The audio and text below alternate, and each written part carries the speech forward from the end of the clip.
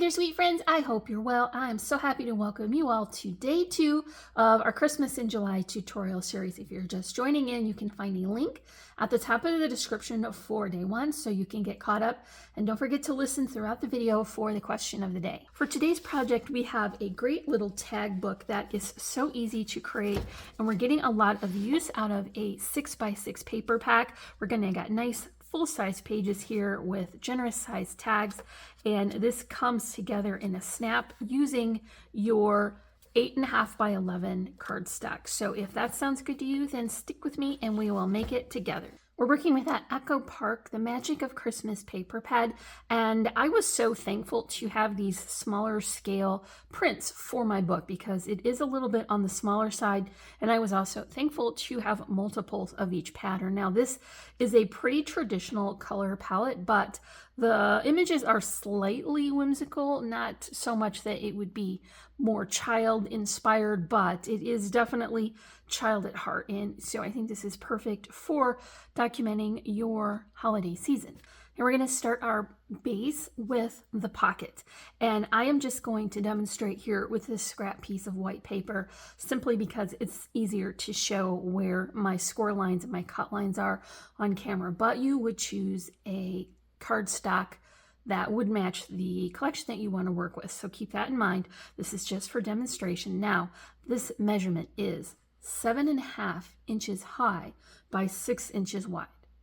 I scored it at 1/2 inch and then also at 5.5, and then I flipped it, and then I scored it at 4.25. And this is going to give me a pocket that will allow the insert to hang over the side. And that's part of the fun, interesting part of it. Now, you see where I have my lines here up until those lines intersect on the top. I want to remove that entire portion so that I can use this bottom part to wrap around to create that pocket. So I found that this is really easy to do with a guillotine cutter, and I just was able to get it nice and straight. And even in, of course, you can still do this with scissor, but you take your time and get a nice crisp cut there so that all of your bits will line up. And of course, you want to take both sides off of the top. Cut that. So now what you want to do is fold that up. Get a good crisp crease there, and then I'll turn that over and I'll just remove that corner. That will help to reduce some of the bulk that you have when you make that fold. Next, add some adhesive here and fold that up and adhere that to the back. So you would do that for both sides. Then when you flip it over, you're going to get a pocket with an offset back so that you can easily add your inserts into here. So I'm going to start with that, but I have chosen red as my cardstock color because that coordinates so well with my collection. Now, I do want to incorporate some type of pattern here so that when we take the tag out of the pocket, it will still have a nice finished look. So I am just going to utilize some of the offcuts that I created while working along and making the pages for this book. And I don't want to waste a large portion of good paper, but I do want this to kind of line the back of the pocket. And so whatever width you arrive at, you've got to have it be 4 7/8, and that way you're going to maintain your border of your cardstock, and definitely need to do that before you adhere those flaps on the back because it will be very difficult to get that into the pocket once it's sealed up. So just take off your tape here from those flaps, fold it over, and then seal that up. Now you can see I have already added some double-sided tape here, and we will be using that to adhere these when we assemble them, but I'm going to use my 2 glue combo, and I do want to start at the front of the book and work my way forward. So let's set this aside just for a moment and start with the outside front cover.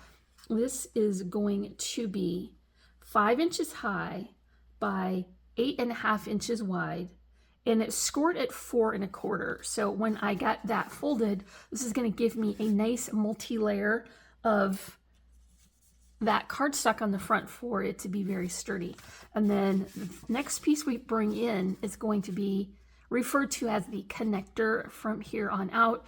It is 5 inches high by 7.5 inches wide and scored at 4 1/4. And I'm going to sandwich this front portion into the cover. That way it is going to give me a nice clean finished edge on the front. I'll just lay that right up alongside my score line and keep it straight and even as I work across. Now remove that tape backing and just fold that over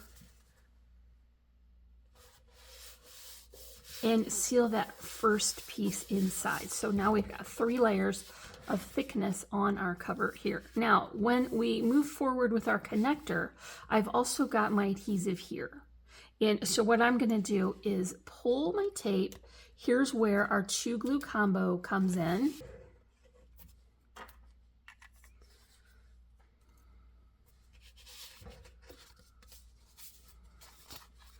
I'm just going to bring these pieces together. This is the pocket that we just created.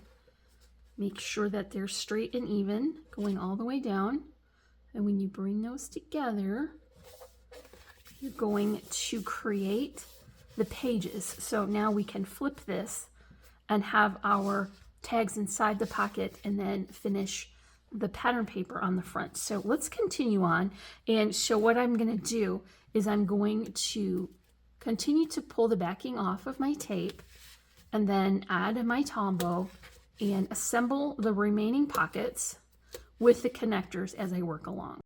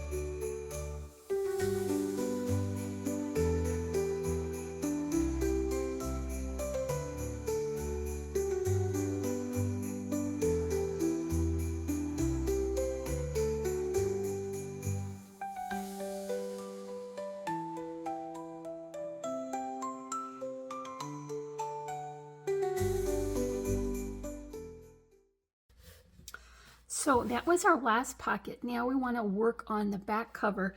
And because I have this full pocket page here, I'm not really able to slide it into layers. So what I did was I took my piece that is still 5 high by 8.5 wide and scored at 4 1/4.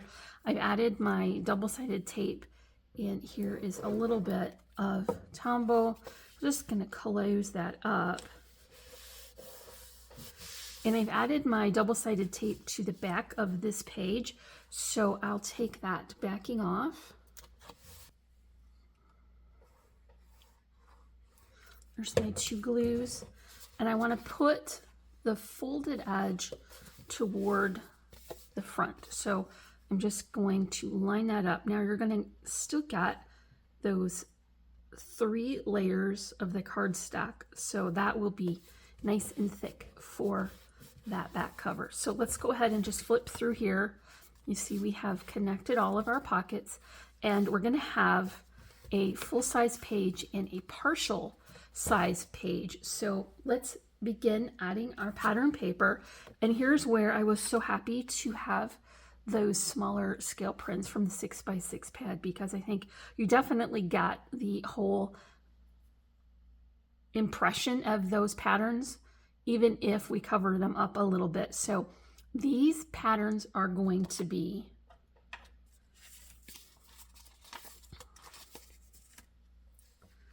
(4 7/8 of an inch high by 3 1/8 of an inch wide for our partial pages.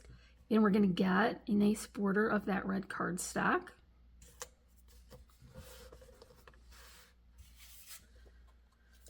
And for our full-size pages, it's 4 7/8 by 4 1/8.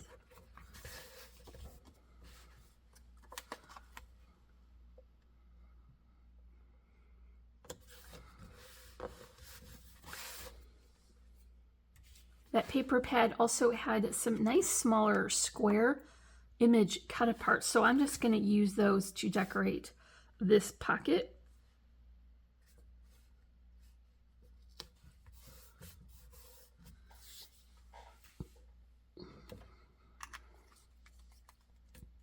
I'll just continue that process until we have all of these pages covered.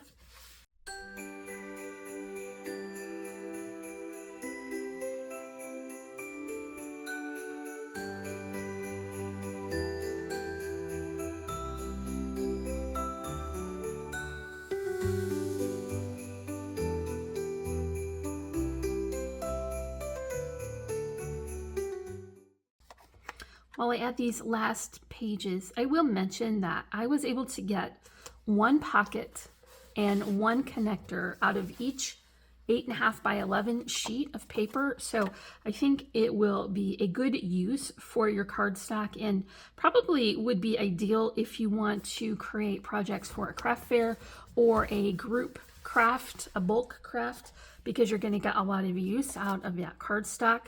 And I will also mention as I'm working along that you can see I've picked the image cut aparts that would have the most contrast to the background so that they shown up as a very definite layering pattern. Let's just flip through there real quick. These are quite sturdy pages now because of all those layers. So let's consider the tags. Now I have this die. I picked this up from Amazon. It is a nesting set, so it has quite a few in there. I just pulled out the 2 that I used to demonstrate what I was working with, and because they're nested, I can get a border of the cardstock and then the pattern paper. The good news is you don't need to have a die for this type of pocket. You can just cut a square and then add a border to it as long as it sticks out beyond the edge of the book. I think you get the whole feel of this type of project. And I also think it would be really fun to kind of alternate different shapes if you have the right ones that you could fit in here, or you could do a rectangle or a banner shape or a tag, something that would come out and have a little bit more interest and detail to the edge. So that would be really fun. How I arrived at the measurement was I measured the largest die that I wanted to use and then added a little bit. So this was less than 5. So I felt like 5 would be a perfect fit because the tags would move in and out easily, but they would not fall out easily. Now let's go through and just pick some of these tags to go in our pockets. Now you see when we put that in, that extends beyond the outside, and that's what I wanted, something to add a little bit of interest out here and extend the width of our book. And I'm just going to alternate these. I added pattern paper to the front, but I didn't add anything to the back. I felt like if it were just a solid cardstock, you could do some journaling here and your writing would show nicely, or you could add another picture. But that's just a design choice that you could make if you are inspired to create an album like this. So I'm just putting these in, and they slide in so nicely because there's plenty of room. And then here's that last one. Got the buffalo. This nested set does have a stitched detail, so that's kind of a nice little added bonus. And now look, we have just added 8 thicknesses of paper for that to make it even more sturdy. So let's work on the front and back cover. So I chose to use a pretty plaid for the front and the back cover, and that's because I wanted them to match, but I also wanted to be able to utilize a layering pattern, and this one was the smallest least contrasting pattern, so I thought I could easily stack some together. Now I did add just a little bit of my tape here to capture my ribbon, and this is a beautiful plaid from Really Reasonable Ribbon. Let's get that tacked on.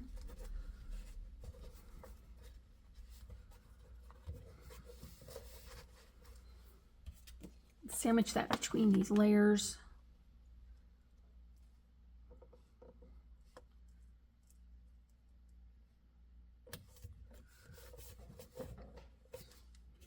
Here's that layering pattern. This came from the offcuts as I was working on those pages, so I definitely wanted to get some use out of that.